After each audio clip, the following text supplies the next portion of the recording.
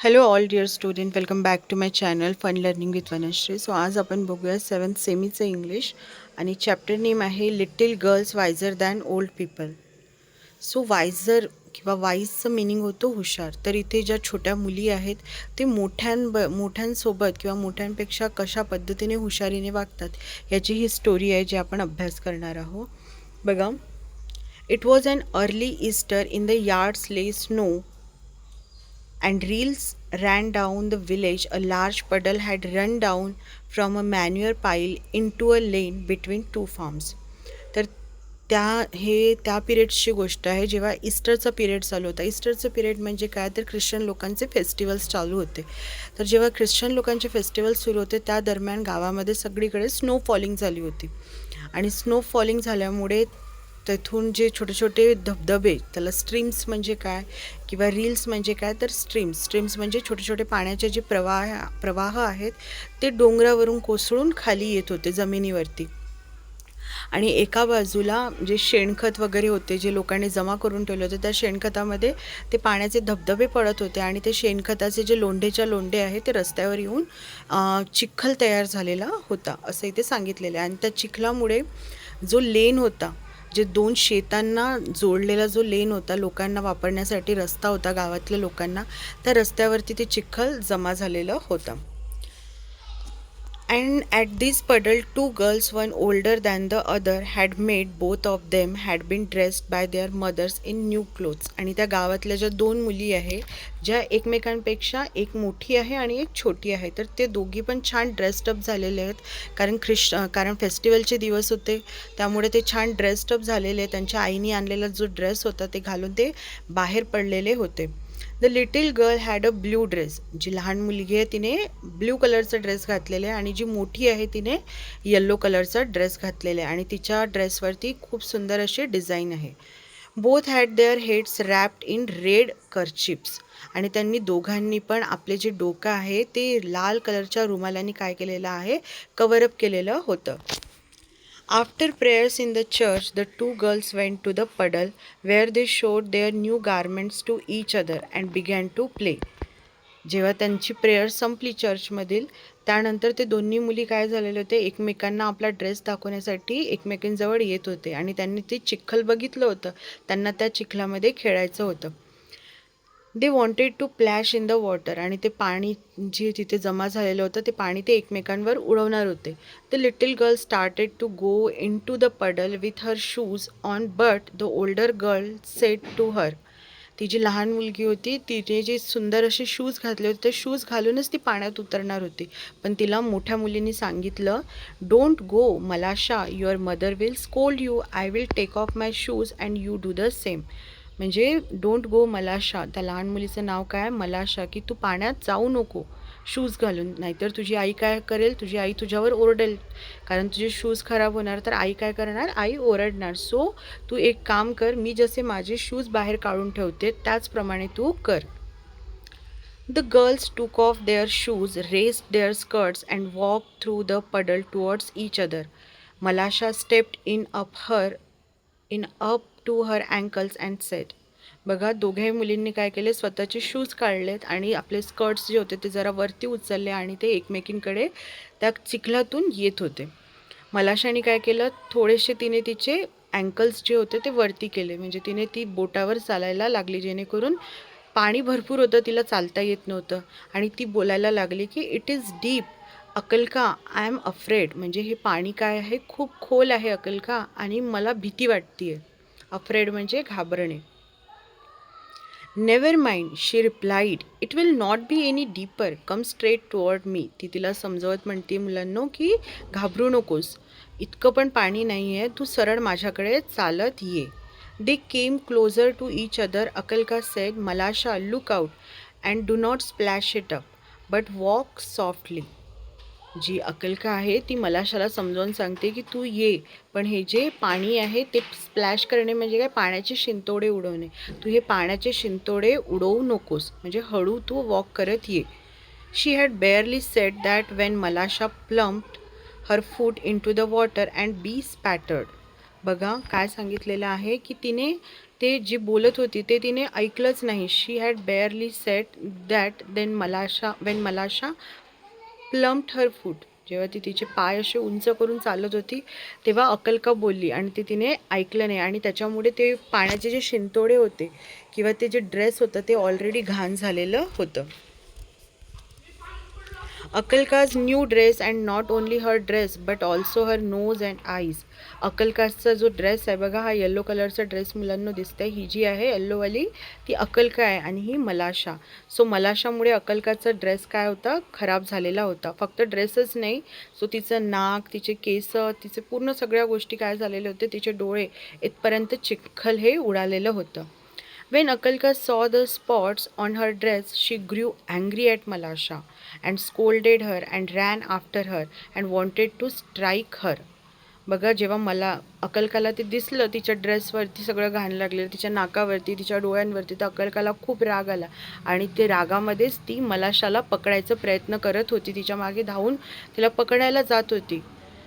Malasha was frightened and seeing what trouble she had caused, jumped out of the puddle and ran home. आणि मलाशाला हे दिसलं की तिने काय केलेलं होतं. ती घाबरून गेली आणि तिने त्या पडलमधून, त्या चिखलातून ती पटकन तिने उडी मारली बाहेर आणि ती घरी पळून गेली. Akalka's mother passed by. She saw her daughter's dress be spattered and soiled. Be spattered and soiled म्हणजे घाण झालेला ड्रेस. अक्कलकाच्या आईने बघितलं की तिची आई तिथूनच जात होती, तर बघितलं अक्कलकाचा ड्रेस जो आहे तो खूप खराब झालेला आहे, सगळीकडे माती लागलेली आहे. सॉइल्ड म्हणजे माती लागलेली आहे आणि त्यामुळे तिला फार राग आला. Where accursed one did you get yourself so dirty. आणि ती तिला ओरडायला लागली, तिला काही काही बोलायला लागली आणि म्हणायला लागली, तू स्वतःला कुठे डर्टी करून आलेली आहेस, घाण करून आली आहेस.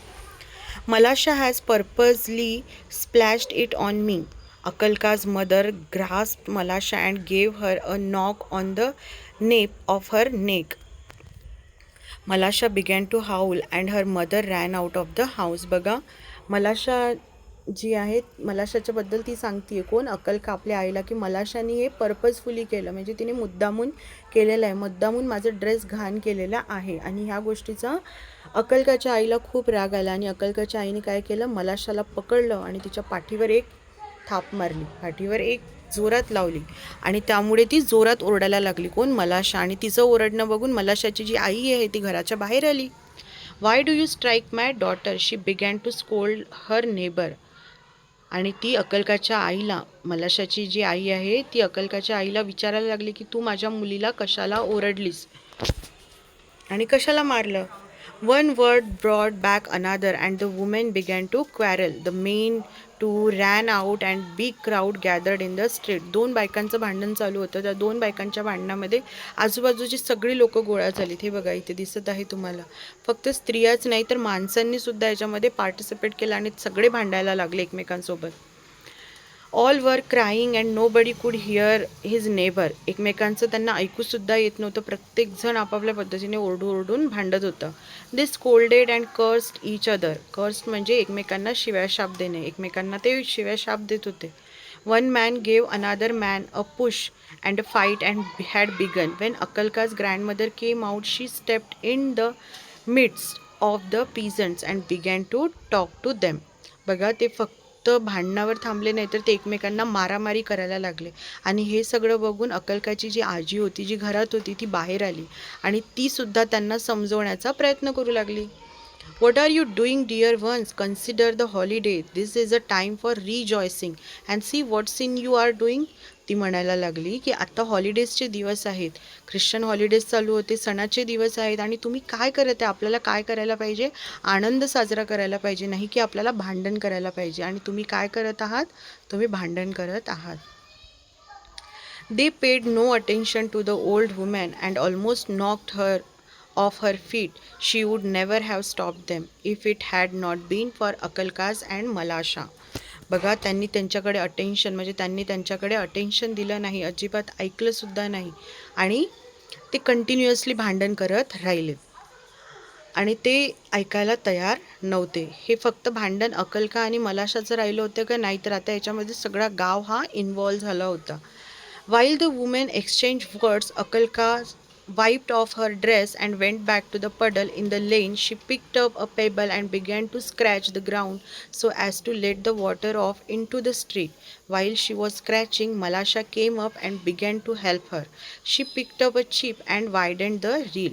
बघा, बाकीचे लोक जेव्हा भांडत होते तेव्हा अक्कलकानी काय केलं, घरात गेली, तिने तिचा ड्रेस चेंज केला आणि त्यानंतर ती परत दुसरा ड्रेस घालून ती बाहेर आली आणि जिथे चिखल जमा झाला होता तिथे ती गेली आणि तिथे जाऊन पेबल म्हणजे एक दगड तिने उचलला आणि ते पाणी जाण्यासाठी तिने रस्ता त्या पाण्यासाठी मोकळा करून दिला, जेणेकरून तो पाणी सरळ वाहून जाईल, तिथे चिखल जमा राहणार नाही. आणि हे जेव्हा तिथे करत होती तेव्हा मलाशा पण तिकडून आली आणि मलाशासुद्धा तिला हेल्प करू लागली. The peasant had begun to fight just as the water went down the reel towards the place where the old woman was trying to separate the men. The girls ran, one from one side of the reel, the other from the other side. बघा, हे जे पीझंट्स होते, पीझंट म्हणजे शेतकरी, हे जे सगळे शेतकरी लोक होते ते एकमेकांसोबत भांडण करण्यामध्ये काय होते, बिझी होते. आणि पाणी हा काय होत होता, जे की काम कोणाला करायला पाहिजे होते, ह्या शेतकऱ्यांना, ह्या लोकांना हे काम करायला पाहिजे होतं, जे काम कोणी केलं होतं, मलाशा आणि अक्कलकानी करून दाखवलेलं होतं. The old woman was trying to separate the men. आणि ती जी म्हातारी होती ती काय करत होती, सगळ्या लोकांना सेपरेट करत होती. आणि या दोन्ही मुली एकमेकांच्या बाजूने एकमेकांकडे परत धावत येत होत्या. Look out Malasha, look out, shouted अक्कलका. Malasha wanted to say something herself but could not speak for a laughter. The girls were running and laughing at a chip which was bobbing up and down the reel. They ran straight into the crowd of the peasant. The old woman saw them and said to the peasant, बघा, ह्या दोन्ही मुलींना इतका आनंद झाला कारण तुझं तिथे चिखल जमा झाला होता, तू निघून आता पाणी वाहून गेला होता आणि त्यामुळे त्या दोघींना इतका आनंद झाला, ते एकमेकांकडे हे धावत येत होत्या, हसत होत्या, त्या मजा करत होत्या. आणि हे सगळं बघून ती जी ओल्ड वुमेन आहे, अक्कलकाची जी आजी आहे, ती काय म्हटली बघा, shame on you before God men, you have started fighting on account of these two girls and they have long ago forgotten it. The dear children have been playing nicely together. They are wiser than you. ती म्हणायला लागली की तुम्हाला थोडीशी काय वाटायला पाहिजे, लाजा वाटायला पाहिजे, तुम्हाला थोडीशी लाज वाटायला पाहिजे की तुम्ही या दोन मुलींसाठी तुम्ही भांडण करत आहात, पण या दोन्ही मुलींनी, त्या दोन मुलींमध्ये जे भांडण झालं होतं ते केव्हाच विसरून गेलेत आणि त्यांनी याच्यामधून पण एक मार्ग काढलेल्या आहेत आणि त्या परत काय झालेल्या आहेत, सोबत खेळत आहे आणि तुम्ही भांडण करत आहात. दे आर वायझर दॅन यू, म्हणजे ते तुमच्यापेक्षा पण काय आहेत, स्मार्ट आहेत, हुशार आहेत. The men looked at the girls and they felt ashamed. Then they laughed at the themselves and scattered to their farms. आणि ते आपापल्या फार्म्सकडे मग निघून जातात.